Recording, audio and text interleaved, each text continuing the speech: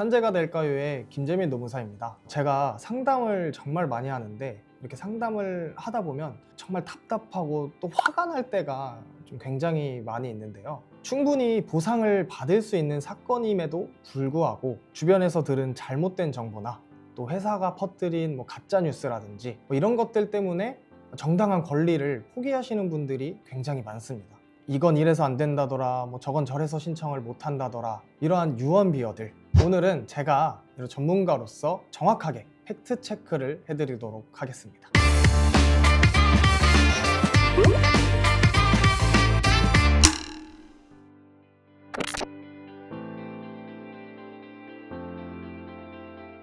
결론부터 말씀드리면 퇴사를 언제 했는지 여부는 중요하지 않습니다. 산재법에는 소멸시효를 규정하고 있는데 그 각 기간 안에 청구를 하셔야 됩니다. 그런데 이 기준은 진단일자가 됩니다.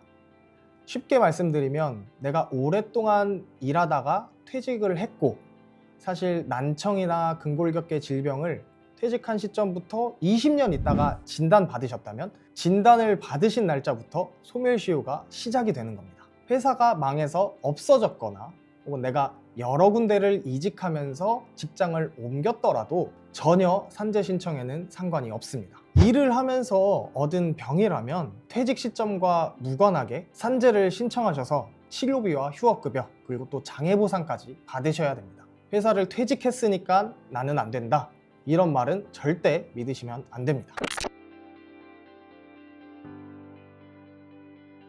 이것도 사실 많은 분들이 정말 오해를 많이 하시는데요. 회사에서 산재 처리 안 해줘서 이렇게 찾아왔다 라고 하시는 분들이 굉장히 많습니다. 그런데 산재 처리는 사업주 동의와는 전혀 무관합니다. 과거에는 산재 신청을 하는 데 있어서 사업주 날인을 받았어야 했는데 현 시점에서는 이러한 제도가 사라졌고 근로자 신청만으로도 충분히 산재 여부에 대해서 판단을 받아볼 수 있습니다. 날인이 없어도 신청을 할 수가 있고 회사의 동의라든지 알리지 않고 신청을 하더라도 근로복지공단에서 알아서 회사에 의견서를 보내고 또 조사를 시작하게 되는 겁니다. 회사의 눈치를 보느라 여러분의 몸이 망가지는 것을 절대로 방치하지 마세요.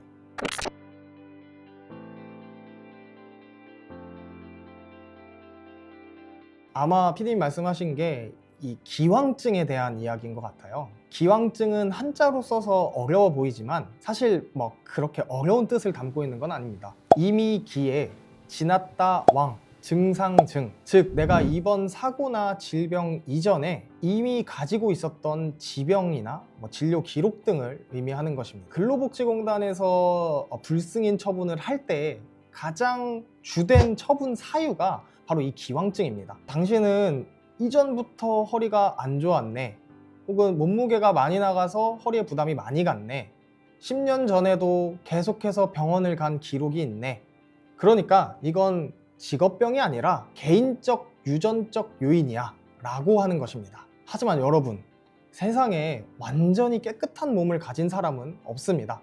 또한 같은 환경에서도 그러한 유해 물질 혹은 소음 이런 것에 대한 본인의 감수성이 개개인마다 다 다른 것이죠. 이런 감수성이 어떤 것이냐면 유해 요인에 대해서 개인마다 받아들이는 것이 조금씩은 다르다라는 거죠.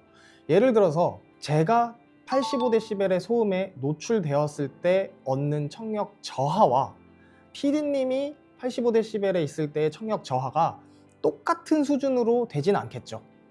예를 들어서 저는 5dB 정도만 청력이 약해졌는데 PD님은 10dB, 15dB 이렇게 더 나빠질 수도 있는 거죠. 이게 정량화하기 어렵다는 뜻을 쓸 때 이 개인마다 감수성이 다르다, 이렇게 얘기를 하는 겁니다.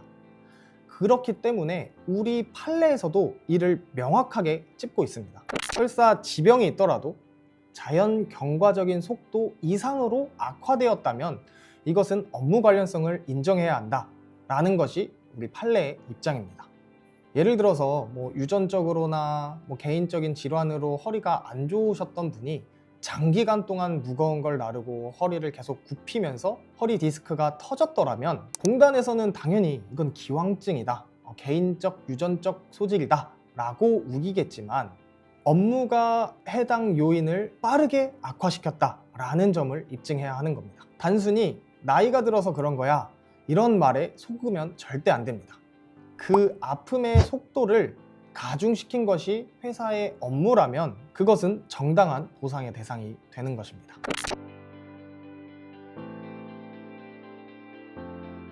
일단 우리 산재보험법은 무과실책임주의를 원칙으로 합니다. 다만 음주운전이나 범죄 행위 등과 같은 개인적 귀책 사유가 명확한 것 이외에는 작업 중 본인의 부주의나 실수로 발생된 사고라도 충분히 산재 보상을 받으실 수 있습니다.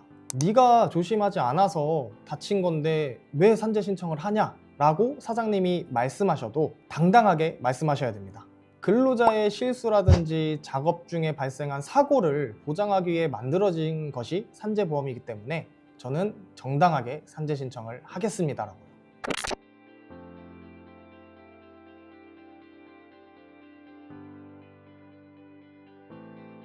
사실 이것 때문에 많은 사업장에서 이 산재 신청을 꺼려하기도 하고 또 계속 재직 중이신 근로자분들이라면 사업장 눈치를 보셔서 좀 산재 신청을 많이 꺼려 하시는 것 같아요.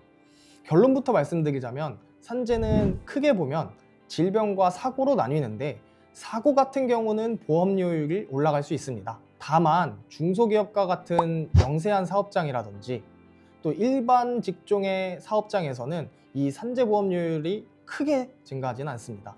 질병 같은 경우는 사실 여러 사업장을 거치면서 발생한다는 특성과 사업장이 보호 조치를 하더라도 필연적으로 발생할 수밖에 없는 것이기 때문에 산재 보험료율에 있어서 질병은 제외 대상입니다. 그렇기 때문에 산재를 신청한다고 해서 보험료가 폭등한다, 이런 말은 성립하지 않는 것이죠.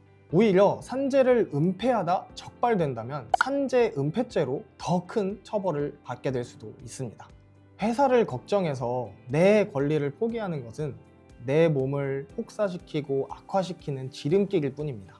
산재는 단순히 운이 좋아서 승인되는 게 아닙니다. 잘못된 상식을 바로잡고 법이 정한 기준에 내 권리를 정당하게 주장할 때 비로소 승인되는 것이 산재입니다. 절대 혼자 고민하지 마시고 전문가의 도움을 받아서 여러분의 권리를 확실하게 지키시길 바랍니다. 노무법인 더보상이 여러분의 든든한 파트너가 되어드리겠습니다.